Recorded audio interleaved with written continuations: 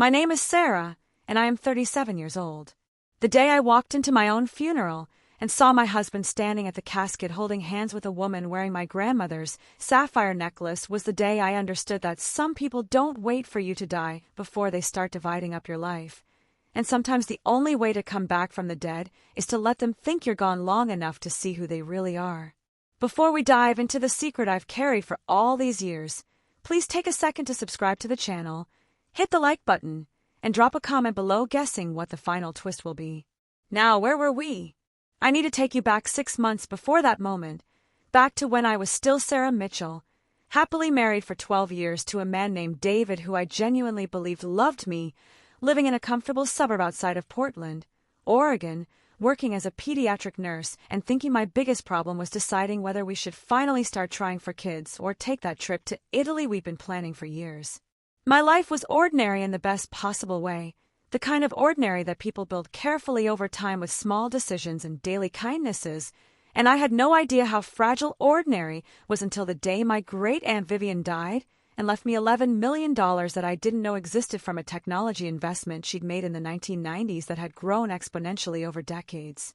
Aunt Vivian was my grandmother's sister, a woman I'd met maybe 5 times in my entire life at various family gatherings, always sitting in the corner with a book, always polite but distant, and I had no idea she'd been watching me specifically, had no idea she'd chosen me out of all her relatives to inherit her fortune because, as her lawyer explained when he called me into his office, she'd seen in me something she recognized in herself, a quietness that people mistook for weakness but was actually just careful observation. The money came with conditions spelled out in her will.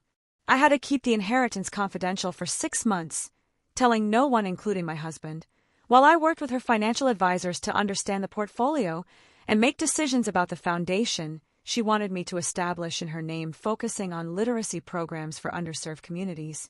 The lawyer explained that Aunt Vivian had seen too many inheritances destroy families, had watched relatives turn on each other over money, and she wanted me to have time to think clearly without pressure or influence before going public with the windfall.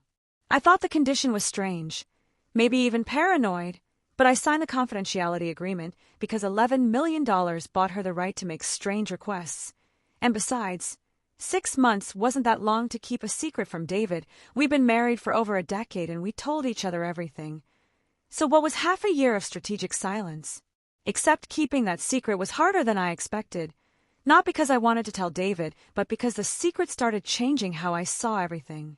When you're suddenly sitting on $11 million that your spouse doesn't know about, you start noticing things you might have overlooked before, small inconsistencies in stories, unexplained absences, a certain guardedness in conversations about the future.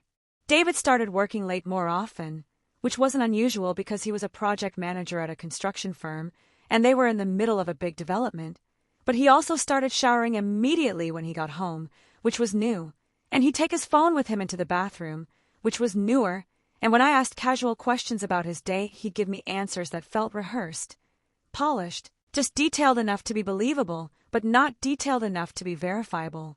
I told myself I was being paranoid, that the secret I was keeping was making me project dishonesty onto him, that this was exactly why Aunt Vivian's confidentiality clause was problematic because secrets breed suspicion, even when there's nothing to be suspicious about. But then I found the credit card statement. I wasn't snooping. Or at least I told myself I wasn't snooping. I was just organizing our mail like I always did, and I saw a statement for a credit card I didn't recognize, a card in David's name from a bank we didn't use, and I opened it because I thought maybe it was fraud. Maybe someone had stolen his identity, and what I found was 6 months of charges at restaurants I'd never been to, at hotels in our own city, at a jewelry store where he'd purchased a necklace for $1,800, that I'd never received. I sat at our kitchen table with that statement in my hands, and I felt the floor of my ordinary life start to crack. And my first thought wasn't anger or betrayal. My first thought was how long? How long has this been happening while I've been keeping my secret and he's been keeping his? I didn't confront him immediately, because I'd learned from my years as a nurse that when you suspect something is seriously wrong, you gather all the information before you sound the alarm, because premature panic helps no one and complete information is power. So I started watching, really watching, and I hired a private investigator with money from my new inheritance that David didn't know existed, and I told the investigator I needed to know everything, needed proof of whatever was happening because I wasn't going to blow up my marriage over suspicion and a credit card statement. It took the investigator exactly 1 week to come back with a file so thick I needed 2 hands to hold it, and inside that file was evidence of an affair that had been going on for 14 months with a woman named Jennifer Schultz who worked in the HR department at David's company, a woman 10 years younger than me with blonde hair and a smile that looked practiced in all her social media photos. And according to the investigator's report, David had told Jennifer that our marriage was essentially over, that we were staying together out of habit and financial convenience, but there was no love left, and he was planning to leave me as soon as he figured out the logistics. I read that report in my car in a grocery store parking lot, and I cried so hard I thought I might vomit, and then I stopped crying and I started thinking with a clarity that scared me. David didn't know about the $11 million. David thought I was just Sarah the nurse with her modest salary and her half of our middle-class assets, and he was planning to leave me for Jennifer, probably thinking he'd take a share of our savings and our equity in the house and start a new life with someone younger and more exciting while I rebuilt from the wreckage. But what he didn't know was that I had resources he couldn't imagine, and more importantly, I had information he didn't know I had, and Aunt Vivian's 6-month confidentiality period suddenly made perfect sense, because she'd given me exactly what I needed to see the truth before anyone knew I had the power to do something about it. I made a decision that night, sitting in that parking lot with my investigator's report and my secret inheritance and my broken heart. I decided to wait. I decided to do nothing, say nothing, change nothing, and just watch for the remaining 4 months of the confidentiality period to see exactly what David would do, to see how far he'd go, to gather enough evidence that when the moment came, there would be no ambiguity, no room for him to talk his way out or convince me I was overreacting or misunderstanding. I went home that night, and I kissed my husband like I always did, and I asked him about his day like I always did, and he lied to me like apparently he always did, and I smiled and nodded, and inside I was making plans. Over the next 4 months, I watched my marriage from the outside like I was studying a specimen under a microscope. David started staying out later, started taking weekend trips for work that the investigator confirmed were actually weekend trips with Jennifer to beach towns and mountain resorts, started being less careful about hiding his phone because he thought I was too trusting or too stupid or too busy to notice.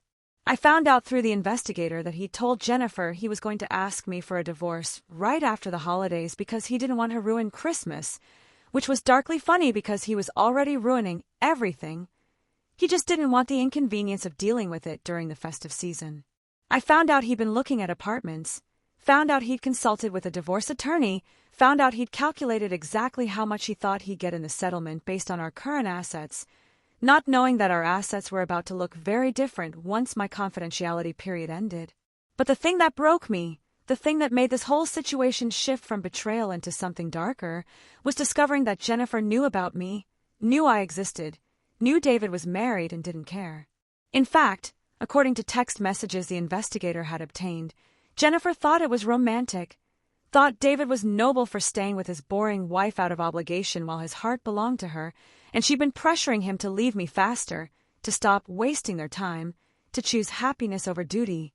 There was one text message that I'll never forget, that I can still see when I close my eyes, where Jennifer wrote, "Just tell her you don't love her anymore.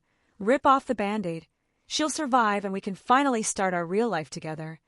And David had responded, "I know, baby, soon, I promise, I just need to time it right." The confidentiality period ended on March 15th, and I was supposed to meet with Aunt Vivian's lawyers and financial team on March 16th to finalize everything and start making public decisions about the inheritance and the foundation. David didn't know about that meeting because he didn't know about the inheritance, and I planned to tell him everything that night, planned to sit him down and say I know about Jennifer, I know about everything, and here's what's going to happen next. But life, as I'd learned in my years as a nurse, doesn't care about your plans, and sometimes the universe has its own timeline that overrides your careful strategy. On March 14th, the day before my confidentiality period ended, I was driving home from the hospital after a double shift, exhausted and emotional, and thinking about the conversation I'd have with David in 48 hours. And I was going through an intersection on a green light when a pickup truck ran a red light at 60 miles an hour, and hit my Honda Civic directly on the driver's side. And the last thing I remember before everything went black was the sound of metal crushing and glass shattering, and thinking very clearly that I was going to die without ever telling David that I knew the truth. I woke up 4 days later in a hospital bed in a facility 2 hours away from Portland, and the first thing I saw was a nurse I didn't recognize checking my vitals. And when I tried to speak, my throat was so dry the words wouldn't come, and she told me gently to stay calm, that I'd been in a very serious accident, that I'd been unconscious for 4 days, and that I was extremely lucky to be alive. She told me I'd sustained a traumatic brain injury, multiple broken ribs, a shattered pelvis, internal bleeding that had required emergency surgery, and that the first 48 hours had been critical, but I'd stabilized and the doctors were cautiously optimistic about my recovery. She asked if I knew my name, if I knew where I was, if I remembered anything about the accident, and I answered her questions through tears and pain medication fog. And then I asked the only question that mattered. I asked if my husband knew I was here, if David had been contacted, if anyone from my life knew where I was. The nurse looked uncomfortable, and she said that when I'd been brought in I hadn't had my purse. It must have been thrown from the car in the crash, and I'd been unconscious, so they couldn't ask me for emergency contacts. And they'd been treating me as a Jane Doe for the first 2 days until they'd finally identified me through my fingerprints in the system from my nursing license. She said they called the number on file with my license, which was my home number, and someone had answered, a man, and they told him that Sarah Mitchell had been in a critical accident and was at their facility, and he'd said there must be some mistake, and then he'd hung up. They called back twice and gotten voicemail, and they tried reaching out to my employer, but it was the weekend, and they couldn't get through to anyone in administration, and basically I'd been floating in bureaucratic limbo while my body fought to survive. I didn't understand at first, didn't understand why David would say there must be some mistake, didn't understand why he wouldn't drop everything and drive 2 hours to find me, and then through the haze of pain and medication, I remembered that I'd been driving a different route home that day, remembered that my car would have been towed from a location David wouldn't expect, remembered that maybe in the chaos and his stress about managing his double life, he'd assumed it was a prank or a scam, or a misunderstanding. I asked the nurse to try calling again, and she did, right there in front of me, and I heard the phone ring through her speaker. And then I heard David's voice, my husband's voice that I'd woken up to for 12 years, say hello, and the nurse explained again that this was St. Catherine's Hospital, that Sarah Mitchell was here and had been seriously injured. And there was a pause, and then David said very carefully that his wife was fine, that she was actually standing right next to him, and this was clearly some kind of fraud attempt, and he hung up. I felt like I'd been hit by that truck all over again. My husband was telling a hospital that I was standing next to him. My husband was denying that I was in critical condition. My husband was pretending I was fine while I was lying in a hospital bed 2 hours away fighting for my life. The nurse saw my face and asked if I was okay, and I told her to call my work, to call the hospital where I worked, to ask for my supervisor Monica Chun, and tell her that Sarah Mitchell needed help. Sarah Mitchell needed help. The nurse did that, and Monica answered immediately. And when she heard what had happened, she started crying on the phone and said she'd been so worried, said I'd missed 4 shifts without calling, which was completely unlike me, said she'd been trying to reach me but my phone went straight to voicemail, said she'd almost filed a missing person report, but David had told her I'd gone to visit a sick relative and my phone had died and I'd be back to work next week. David had covered my disappearance. David had lied to my work, had lied to the hospital trying to notify him, had created a story that explained why I wasn't where I was supposed to be, and suddenly the crushing realization hit me like a second accident. David thought I was dead. David had seen my car on the news or gotten a call from police about a vehicle registered in my name being in a fatal accident, and he decided not to identify the body, decided to pretend nothing had happened, decided that my death was actually convenient because he wouldn't have to go through a messy divorce, wouldn't have to split assets, wouldn't have to face the consequences of his affair, and he could just step seamlessly into his new life with Jennifer while everyone thought I was visiting relatives or taking personal time or whatever story he was telling. Monica arrived at the hospital 6 hours later, and she sat by my bed and held my hand and cried and told me everything that had happened from her perspective. She said David had called the hospital the day after my accident, calm and matter of fact, saying I'd gotten an emergency call about a sick aunt in California and had to leave immediately, and I'd be gone for a couple of weeks, and I'd asked him to let work know. She said she thought it was strange that I hadn't called myself, but emergencies were emergencies and she'd approve the leave. And then when I didn't answer any of her texts or calls, David had texted her from my phone. Just short responses saying I was fine, the situation was complicated, I'd be back soon. She said she started getting suspicious around day 3 when the texts didn't sound like me, when they were too brief and lacked my usual warmth. But David had called her again, saying I was overwhelmed and not really communicating with anyone, and she backed off, not wanting to intrude on a family crisis. I asked Monica to not tell anyone I was alive yet, to not tell anyone she'd found me, and she looked at me like I was crazy, understandably, because I was lying in a hospital bed, barely able to move, asking her to keep my survival a secret. I told her I needed to see something, needed to understand something, and I promised I'd explain everything soon, but I needed her to trust me. And Monica, who'd been my supervisor and friend for 7 years, said okay, but only for a few days, only until I was stronger and could think more clearly, because she was worried I was confused from the head injury and the trauma. I assured her I wasn't confused. I was actually seeing clearly for the first time, and I asked her to do me one more favor. I asked her to find out when my funeral was, because if David thought I was dead, he'd have to stage something, and I needed to see what that something looked like. Monica came back the next day with information that made my blood run cold. There was no funeral planned, no memorial service, no obituary, nothing. David had apparently told people that I died in California, that I'd been cremated there per my wishes that no one knew I had, and that he was planning a small private celebration of life in a few weeks once he'd processed the grief and handled the estate issues. He'd cleaned out our joint bank account, had listed our house for sale, and according to Monica, who'd heard this from mutual friends, he'd been seen around town with Jennifer, introducing her as someone who was helping him through this difficult time, and at least 3 people had mentioned that they seemed very close, surprisingly close for someone who just lost his wife. I made a plan lying in that hospital bed, a plan that was probably influenced by pain medication and trauma and rage, but it was a plan nonetheless. I decided to die, officially, completely, and let David and Jennifer build their new life on the foundation of my death, and then I decided to come back and watch it all collapse. I had $11 million that they didn't know about.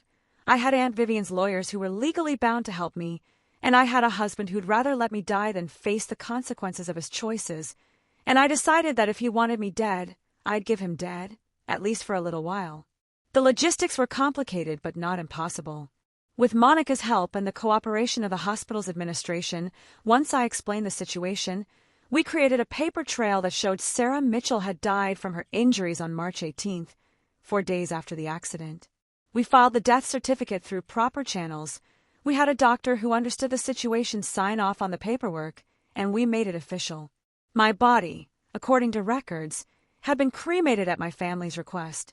Meanwhile, the actual Sarah Mitchell was transferred to a long-term care facility under a different name, listed as a Jane Doe who'd been in an accident and had no family to claim her, and I spent the next 6 weeks in intensive physical therapy, learning to walk again, healing from my injuries, and planning my resurrection. I couldn't attend my own funeral because I was still recovering, still learning to move without excruciating pain, but Monica went for me and she recorded everything on her phone, told people she was documenting for my family in California who couldn't travel. The celebration of life was held at an event space David and I had once attended for a friend's birthday party, which felt like a particular kind of violation, and Monica's video showed about 40 people gathered, mostly David's friends and coworkers, some mutual friends, a few of my colleagues from the hospital who looked genuinely devastated. There was a table with photos of me, photos David had pulled from our house, and next to those photos was a woman I recognized from the investigator's file. Jennifer Schultz, wearing a conservative black dress, and my grandmother's sapphire necklace, the necklace I'd inherited when my grandmother died 5 years ago, the necklace David had apparently given to his mistress while planning my fake celebration of life. I watched Monica's video over and over, watched David give a speech about how much he loved me, how devoted we'd been, how my death had left a hole in his life that could never be filled, and I watched Jennifer stand beside him with her hand on his back in a gesture that was supposed to look supportive but actually looked possessive. I watched my colleagues cry real tears while David's eyes stayed dry, watched him accept condolences and sympathy in casserole dishes, and I watched him check his watch twice during the 90-minute event like he had somewhere more important to be. At the end of the video, after most people had left, I watched David and Jennifer walk to his car together, watched him open her door, watched them drive away together to what I later learned was his new apartment, the apartment he'd rented with money from our joint savings account, the apartment where Jennifer had already moved in her things, because why wait when his boring dead wife was conveniently out of the picture? I was released from the care facility 8 weeks after the accident. Still sore, still healing, but mobile and clear-headed and ready. Aunt Vivian's lawyers had been handling everything for me, had set up the inheritance paperwork, had created a new LLC in my name to manage the foundation, and most importantly, had filed legal documents challenging the death certificate on the grounds that I was provably alive, which created a bureaucratic nightmare for David who'd already started probating my estate. The lawyers also informed me that David had filed life insurance claims totaling $750,000 in policies I'd forgotten we had through my employer and his employer and a private policy we'd taken out years ago, and he'd received payment on 2 of those policies already, which meant he'd committed insurance fraud by claiming benefits for a death that hadn't actually occurred. I spent 2 weeks preparing for the moment, getting stronger, working with a stylist to change my appearance enough that I could move through town without being immediately recognized, cutting my hair short and dyeing it darker, losing the weight I dropped from the accident in recovery. I looked different enough that someone passing me on the street might do a double take, but not different enough that David wouldn't recognize me once he looked directly at me.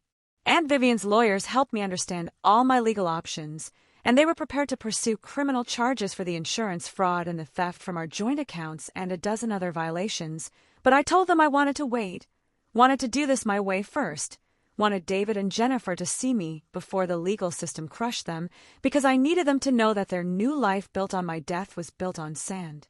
The day I chose to come back was David's birthday, June 3rd, exactly 11 weeks after my accident. I knew from the private investigator, who'd continued monitoring the situation, that David and Jennifer were having a party at the house. My house, the house I'd lived in for 8 years, the house David had somehow prevented from selling despite listing it. Probably because some part of him was worried about the legal complications if I turned out to not actually be dead. The party started at 6, and I arrived at 7:30, driving a car David wouldn't recognize, wearing clothes he'd never seen, looking like a version of myself he didn't know existed, and I stood on the sidewalk outside my own house watching through the windows as people laughed and drank and celebrated a man who'd let his wife die to avoid the inconvenience of divorce. I walked up to the front door, used my key which still worked because David apparently hadn't thought to change the locks on a dead woman's house, and I pushed the door open and stepped inside.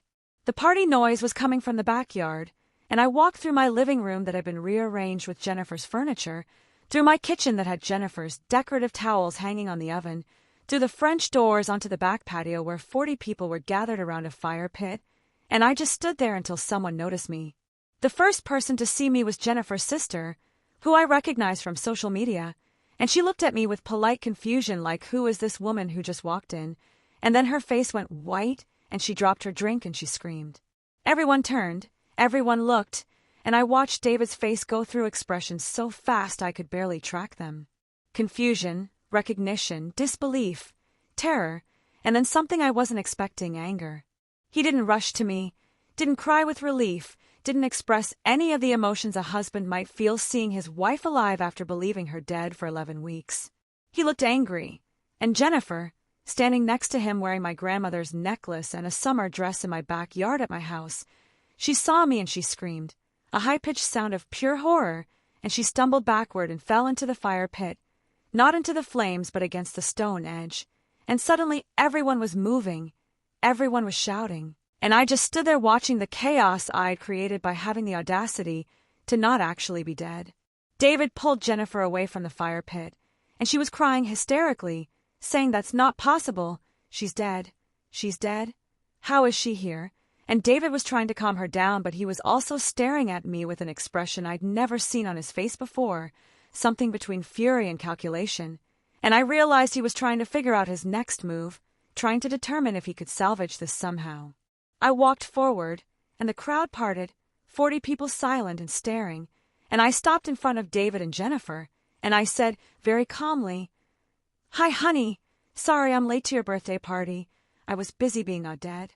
Jennifer was hyperventilating, leaning against David, and he was holding her but looking at me, and finally he said, Sarah, oh my God, Sarah, where have you been?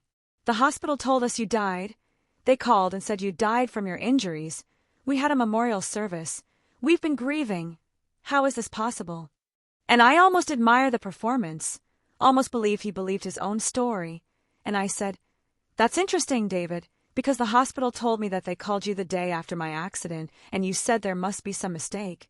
And then you hung up on them, and then you told everyone I was visiting relatives in California, and then you collected life insurance money for my death. And then you moved your girlfriend into our house and gave her my jewelry, so maybe your memory of events is a little different than mine. The crowd was dead silent, everyone watching this confrontation like it was a theatrical performance, and Jennifer said, her voice shaking, He told me you'd passed away, he showed me the death certificate, he said you'd been sick, that it was expected. And I looked at her, this woman who'd been sleeping with my husband for over a year, who'd pressured him to leave me, who'd moved into my home and worn my necklace, and built her happiness on the foundation of my supposed death, and I said, I've never been sick a day in my marriage until I found out about you, Jennifer, and the only thing that was expected was that my husband would have the decency to divorce me before replacing me, but I guess faking my death was more convenient. David's expression changed, the mask dropping completely, and he said, You've been alive this whole time? You've been watching. You let everyone think you were dead? What kind of sick game is this, Sarah? And I felt the rage that had been building for 11 weeks, rage that had sustained me through physical therapy and recovery and planning, and I said, The kind of game where I get to see exactly who you are when you think I'm gone, David, and what I saw was a man who'd rather commit fraud and let his wife die than face the consequences of his choices. So yes, I've been watching, and now everyone else gets to watch too. Someone in the crowd was filming on their phone. I could see the screen glowing, and I turned to the crowd and I said, For anyone who's confused, let me clarify. I was in a car accident 11 weeks ago. I almost died. My husband was notified multiple times, but chose to tell everyone I was fine. Then he decided to pretend I'd died, filed fraudulent life insurance claims, stole from our joint accounts, and moved his mistress into our home. I've been recovering in a medical facility while he planned his new life, and I decided to let him think he'd gotten away with it just long enough to see what he'd do with my death. And apparently what he'd do is throw a party. I looked at David and Jennifer, and I said, Happy birthday, David. I got you the gift of consequences. The party dissolved after that, people leaving in awkward silence or staying to gawk or asking me questions I didn't answer, and eventually it was just me and David and Jennifer in my backyard, and Jennifer was still crying, saying she didn't know. She thought I was really dead. David had showed her paperwork, and I almost felt sorry for her because I believed her. She was young and stupid and selfish, but she wasn't a criminal. She'd just been sleeping with a married man who'd turned out to be even worse than she'd known. David was cornered and he knew it, and he tried one more time to control the narrative, saying we could figure this out, saying obviously there had been a terrible misunderstanding, saying he'd been devastated by my supposed death, and maybe he'd moved too fast, but that didn't make him a bad person. I told him about the inheritance, told him about Aunt Vivian's $11 million that I'd received right before the accident, told him that I'd been planning to tell him everything the day after I was hit, told him that he'd lost his chance at any of that money the moment he decided I was more valuable dead than divorced. I told him that I'd already filed legal paperwork to challenge the death certificate, that I'd reported the insurance fraud, that I'd documented everything with the help of lawyers who specialized in exactly this kind of situation, and that his choice was very simple. He could agree to an immediate divorce with zero settlement where he walked away with nothing but his freedom, or he could fight me and face criminal charges for insurance fraud, theft, and whatever else my very expensive lawyers could pin on him. David looked at me, and for a moment I saw something that might have been genuine emotion, might have been regret or sadness or recognition of what he'd lost, but then it passed, and what replaced it was calculation, and he said fine, he'd take the divorce. But I was a psychopath for staging this whole thing, for letting him think I was dead, for humiliating him in front of everyone he knew. And I said no. David, a psychopath is someone who commits insurance fraud on his wife's supposed corpse. I'm just someone who learned to protect herself. Jennifer left that night, packed her things from my house while David watched, and I heard later that she'd moved back in with her parents and was seeing a therapist to process the trauma of building a relationship with a man who turned out to be capable of monstrous things, and I hope the therapy helped because she'd need it. The divorce was finalized in 6 weeks, fastest I'd ever heard of, because David's lawyer told him very clearly that fighting would end with criminal prosecution and he should take the clean exit he was being offered. He got nothing. No assets. No settlement. No claims on my inheritance. Nothing except the clothes he'd bought with stolen money and the memories of 11 weeks living in a fantasy built on my death. The insurance companies pursued him for the fraudulent claims, and he ended up paying massive fines and restitution. And the last I heard, he'd moved to another state to escape the scandal and was working construction jobs under a different name because his professional reputation was destroyed. Jennifer didn't pursue a relationship with him after the truth came out. Apparently, discovering your boyfriend is capable of letting his wife die tends to dampen romantic feelings, and she sent me a long apology letter that I read once and never responded to because I didn't owe her forgiveness and I didn't need her guilt. Monica and I are still close, still working together at the hospital, and she tells people I'm the toughest person she knows because I survived a near-fatal accident and a husband who tried to bury me before I was dead. And I don't know if that's toughness or just spite that kept me alive, but either way I'm here. I used Aunt Vivian's money to establish the foundation like she wanted, focusing on literacy programs, and I also added a component that provides resources for women escaping dangerous relationships because I learned that danger doesn't always look like violence. Sometimes it looks like a husband who checks his watch at your memorial service. I'm 38 now, a year past the accident and the resurrection, and I'm still processing everything that happened, still unpacking the trauma in therapy twice a week, still having nightmares about the crash and the hospital and the moment David's face went from confusion to anger when he saw me alive. People ask me if I regret the way I handled it, if I should have just come forward immediately instead of staging the dramatic return, and the honest answer is I don't know. Maybe there was a cleaner way, a more mature way, a way that didn't involve letting people grieve a death that hadn't happened. But I also know that if I'd come forward immediately, if I'd called David from the hospital and told him I was alive, he would have controlled the narrative, would have found a way to explain away the strange phone calls and the lies to my work, would have played the concerned husband and made me look paranoid for doubting him. The way I did it, letting him commit to the lies, letting him file the fraudulent claims, letting him move Jennifer into our house, and wear my grandmother's necklace, I got to see the truth without the filter of his explanations and justifications. I got to see what he'd do when he thought no one was watching, when he thought I was gone and he was free, and what he did was monstrous, and I needed to see that monstrousness clearly to break free from 12 years of believing he loved me. If I confronted him based on the private investigator's report alone, he could have convinced me the affair was a mistake, a moment of weakness, something we could work through in marriage counseling.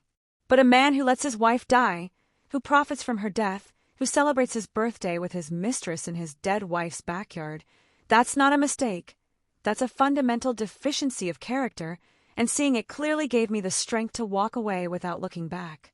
There are moments when I miss the life I thought I had, not the real life where David was cheating and lying and planning his exit, but the imaginary life where we were happy and building toward something together.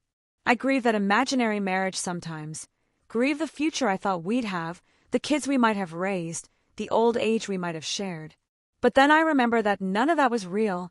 It was all built on a foundation of lies and unequal emotional investment, and the version of David I loved was a fiction he performed to keep me compliant while he lived his real life somewhere else. The real David, the one who hung up on the hospital trying to notify him his wife was dying, that David never loved me at all, and accepting that truth was more painful than the physical injuries from the accident, but also more liberating.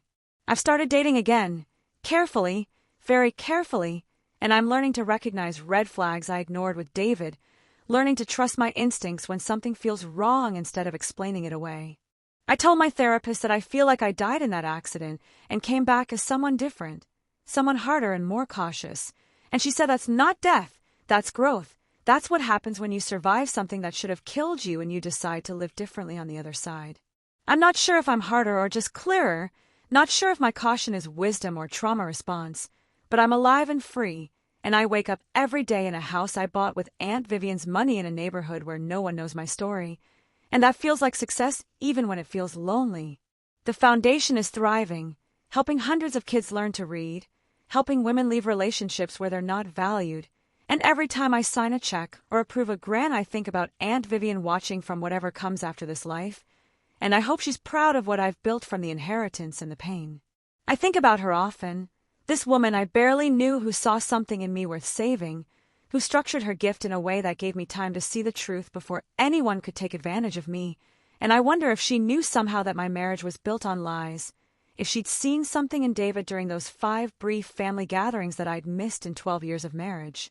Her confidentiality clause saved me, not from losing the money but from losing myself, because if I told David about the inheritance before I knew about Jennifer, I would have spent the rest of my life wondering if he stayed for me or for the $11 million. And now I never have to wonder because I know exactly who he was when he thought I had nothing. I think about Jennifer sometimes too, not with anger anymore but with something closer to pity. She thought she'd won some kind of prize, thought she'd stolen a good man from a boring wife, and what she actually got was a man who proved he was capable of abandoning his wife in the worst possible moment. And she learned that lesson in the most horrifying way possible when I walked through those French doors and her entire reality shattered. I heard through mutual acquaintances that she's engaged now to someone else, someone age-appropriate who's never been married, and she's apparently very careful about vetting his character, asking a million questions, insisting on meeting his family and friends. And I hope that caution serves her better than her impulsiveness served her with David, because despite everything she did, despite her role in my pain, she was also a victim of David's lies, just in a different way. The hardest part of all of this, the part one still struggle with in therapy, is understanding how I missed it for so long. How did I not see that David was capable of this kind of cruelty? How did I spend 12 years with someone and not recognize the fundamental selfishness that would allow him to let me die rather than face an uncomfortable conversation? My therapist says that people show you who they are slowly, in small moments you might not even recognize as significant until you have the context of a larger betrayal. And when I really think back on our marriage, I can see the pattern. The way he always positioned himself as the victim in conflicts, the way he'd twist conversations so that I ended up apologizing for bringing up my concerns, the way he made decisions about our life without consulting me, and then acted surprised when I felt excluded, the way he prioritized his comfort over my needs in 1,000 small ways that I'd explained away as just him being him, just our dynamic, just the normal compromises of marriage. There was an incident 3 years into our marriage where I'd gotten a job opportunity in Seattle, a significant promotion at a major hospital, and I'd been so excited to tell David, thinking we'd discuss it together and figure out if it made sense for us to relocate. Instead, he'd listened for about 30 seconds before saying absolutely not.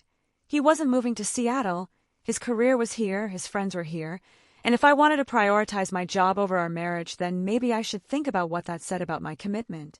I'd been so stunned by his reaction, so hurt by the implication that even considering the opportunity made me a bad wife, that I turned down the job without any further discussion, and I'd spent the next 9 years telling myself it was fine, that marriage was about compromise, that my career wasn't more important than our relationship.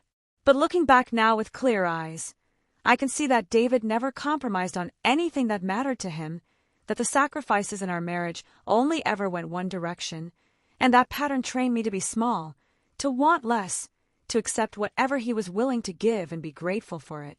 That's the insidious thing about this kind of emotional manipulation. It doesn't feel like abuse while it's happening because there's no yelling, no violence, no obvious cruelty. It feels like love, like partnership, like someone who knows you well enough to guide you toward better decisions. And by the time you realize you've been systematically diminished, you've already internalized the voice that tells you you're not worth more, you're not owed more, you should be grateful for what you have. The accident and David's response to it, his willingness to let me die rather than face divorce, that was just the logical endpoint of a pattern that had been established over 12 years. And if I'm honest with myself, truly honest, I think part of me had been dying slowly throughout our marriage, and the car crash just made visible what had been happening invisibly for over a decade. But here's what I've learned in the year since I came back from the dead, what I tell the women who come through the Foundation support programs, What I wish someone had told me before I spent 12 years shrinking myself to fit into David's version of who I should be. You cannot love someone into loving you back the way you deserve. You cannot sacrifice enough, compromise enough, understand enough to make someone choose you if they fundamentally don't value you. And when someone shows you through their actions, not their words but their actions, that they see you as disposable, as convenient, as a resource rather than a person, you have to believe them the first time, not wait for the dramatic proof that almost kills you. David showed me in 1,000 small ways over 12 years that he didn't value me as an equal partner, that he saw me as a supporting character in his story rather than the protagonist of my own, and I explain away every single sign because I'd built my identity around being his wife, around making our marriage work, around being the kind of woman who didn't give up when things got hard. But there's a difference between working through hard things together and working yourself to death trying to earn basic decency from someone who's incapable of giving it, and I spent a decade on the wrong side of that line, and it took my husband literally trying to bury me to finally see the truth. The video of me walking into that birthday party went viral, of course, because we live in a world where private trauma becomes public entertainment, and for about 2 months I was famous as the woman who came back from the dead to crash her own memorial.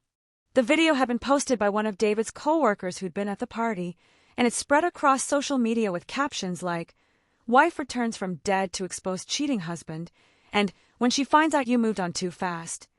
And millions of people watched Jennifer scream and fall into the fire pit, watched David's face go through that rapid succession of emotions, watched me deliver my lines like I was in a movie instead of living through the worst moment of my life. The comments were brutal. Half the people calling me a hero and half calling me psychotic for staging such a dramatic return, and the think pieces started appearing within days, articles about whether I had been justified in my approach, whether I should have handled it differently, whether I was brave or unhinged or both. I didn't read most of the articles, didn't engage with the social media discourse, because I learned quickly that everyone had an opinion about what I should have done differently, and none of those people had lived through what I'd lived through. None of them had woken up in a hospital to discover their husband had chosen their death over their survival. The attention died down eventually, the way internet attention always does, moving on to the next scandal, the next viral moment, the next person whose private pain became public spectacle, and I was left with the actual work of rebuilding my life beyond the dramatic moment that everyone had witnessed. That rebuilding has been slower and less cinematic than the viral video suggested. There's no montage of me getting stronger, no perfect soundtrack, just days that are hard and days that are less hard, therapy sessions where I make incremental progress, moments where I feel like I'm healing and moments where I'm right back in that hospital bed wondering how my husband could have let me die. I've had to learn to trust people again, to let friends get close without constantly wondering if they're using me, to date without assuming every man is hiding a secret life. I've had to learn to be alone without being lonely, to find purpose beyond being someone's wife, to build an identity that's entirely mine instead of half of a couple. The foundation has helped with that, given me purpose and direction, and I've thrown myself into the work with an intensity that my therapist says is healthy until it becomes avoidance, and we're constantly negotiating that line between productive channeling of trauma and using work to avoid processing the trauma. I've met incredible people through the foundation, women who've survived things that make my story look almost quaint, and their resilience reminds me that I'm not unique in my suffering, but I am unique in my specific combination of resources and determination and spite that kept me alive and fighting. Some of the women tell me I inspire them, that seeing me come back from what David did gives them hope that they can escape their own situations, and I try to accept those compliments gracefully while also acknowledging that inspiration without resources is just another way to blame people for not escaping circumstances they can't control. That's why the foundation focuses so heavily on practical support, not just therapy and encouragement, but actual money for security deposits and divorce lawyers and job training and childcare, because I had $11 million that let me hire investigators and lawyers and stage my dramatic return, and most women don't have that. Most women are trapped not by lack of will but by lack of resources, and if Aunt Vivian's money can provide those resources, can level the playing field just a little bit, then maybe her fortune and my trauma can combine to create something that actually matters. I've thought about writing a book about everything that happened. Multiple publishers have reached out. but I can't quite bring myself to do it yet because telling the story in detail, walking through every moment of betrayal and recovery, feels like living it again, and I'm not sure I have the emotional bandwidth for that. Maybe someday, when I have more distance, when the therapy has done its work and the wounds have scarred over instead of constantly reopening, maybe then I'll write it down. Not for the money or the attention, but because stories like mine need to be told so other women recognize the signs earlier than I did, so they don't wait for their husband to let them die before they realize they deserve better. For now, I'm focused on the small victories, the daily evidence that I'm alive and free. I'm focused on the foundation's work, on the women we're helping, on the literacy programs that give kids access to worlds beyond their circumstances. I'm focused on therapy and healing, and learning to recognize my own worth without needing someone else to validate it. I'm focused on my friendship with Monica, who proved that real love looks like driving 2 hours to a hospital and keeping your friends' secrets even when you don't understand them. I'm focused on the relationship I'm building with Thomas, a man I met at a foundation fundraiser who knows my whole story and likes me anyway, who doesn't try to fix me or save me, but just shows up consistently and honestly, which turns out to be revolutionary after 12 years with David. And I'm focused on staying alive, which sounds dramatic but is actually quite literal, because the accident could have killed me, the injuries could have killed me, the infection I developed during recovery could have killed me, and the depression that hit after everything was over and I had to actually process what had happened, that could have killed me too. But I'm still here, still breathing, still waking up every morning in my house that David never touched, in my life that he has no access to, and that survival feels like victory even on the days when it feels like the bare minimum. I think about the moment I walked through those French doors into my backyard, about Jennifer's scream and David's face and the way everything shattered in an instant, and I wonder sometimes if I should have done it differently, should have been kinder or more measured or less theatrical. But then I remember that kindness hadn't protected me, that measured responses had just taught David he could do whatever he wanted without consequences, that I'd spent 12 years being the reasonable one, the understanding one, the one who made it easy for him to betray me, and for once in my life I'd been unreasonable and dramatic and absolutely unforgiving, and maybe that was exactly what the situation called for. My therapist asked me once if I felt guilty about deceiving everyone, about letting people grieve a death that hadn't happened, and I told her honestly that I felt terrible about my colleagues and friends who genuinely mourned me, felt sick about the pain I'd caused people who actually cared. But I didn't feel guilty about deceiving David because he'd been deceiving me for over a year, and he'd chosen to handle my supposed death in the most selfish, cruel way imaginable, and if my deception exposed his character, then that was justice, not cruelty. She asked if I believed in justice or just revenge dressed up as justice, and I said I didn't know the difference anymore, and maybe that was something I needed to work on. But for now I was just trying to survive the aftermath of having my whole life revealed as a lie, and I'd worry about the philosophical distinctions later. That conversation happened 6 months ago, and I think about it often.